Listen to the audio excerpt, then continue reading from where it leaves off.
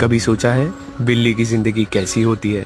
छोटी सी जान, पर दुनिया का हर पल एक एडवेंचर होता है। बिल्ली की जिंदगी शुरू होती है माँ के प्यार से, लेकिन हमेशा वो प्यार के साथ नहीं रहता। काफ़ी बार उन्हें फैमिली से अलग होना पड़ता है।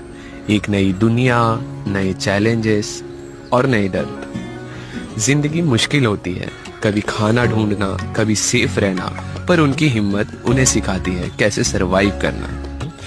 पर मुश्किलों के बाद भी बिल्लियाँ अपने प्लेफुल और क्यूरियस नेचर कभी नहीं छोड़ती।